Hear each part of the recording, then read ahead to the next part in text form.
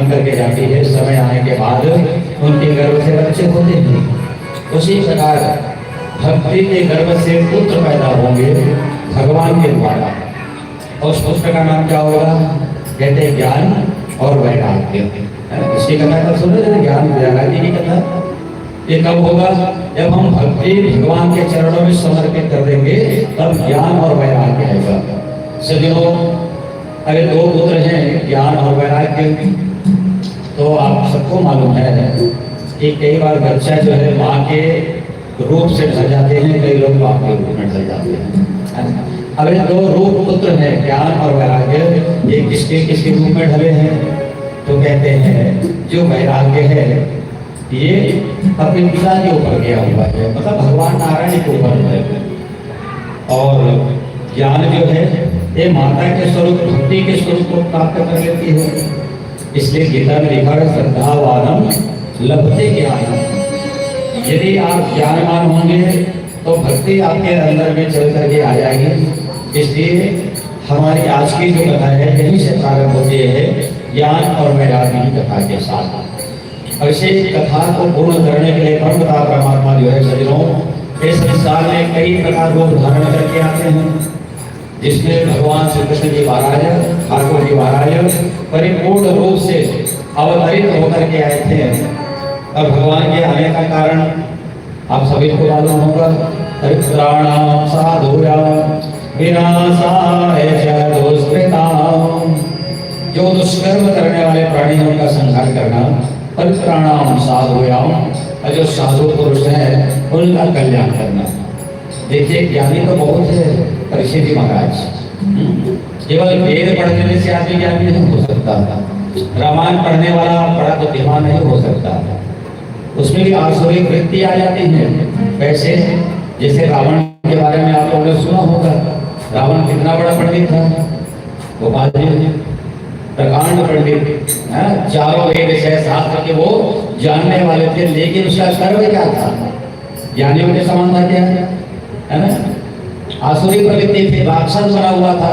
तो ज्ञान होने से और कर्म यदि अच्छा ना हो तो मनुष्य जो है राक्षस बन जाते हैं, उनकी प्रवृत्ति राक्षसी हो जाती है। कैसे हो जाती है? तो युगल जी ध्यान देना, एक आम का पेड़ है ना? और आम का पेड़ में बड़ा सुंदर फल लगा हुआ है, उसमें एक गिद्ध आकर के बैठ गया। गिद्धवन जानते ना चील, और आकर के बैठा है, और उसी डंगाल में एक तोता भी आकर के बैठ गया। तो बताइए जो गिद्ध राज है वो आम का फल खाएगा क्या? बताइए आपको, जो गिद्ध है वो आम का फल खाएगा? है ना? नहीं, वो तो कहीं से मांस का टुकड़ा लेकर के आता है और मांस को खाने लग जाता है, और तोता जो है मीठा मीठा आम का फल खाने लग जाता है। सज्जनों, वैसे संसार और संसार की रीति एक है, लेकिन आदमी अपने हिसाब से कर्म का ख्वाहिश करते हैं, पसंद करते हैं, और इसलिए उनको अपने कर्म का फल भी भोगना पड़ता है। सज्जनों, नाना योनि सो बन्ना और चलते स्वकर्म की।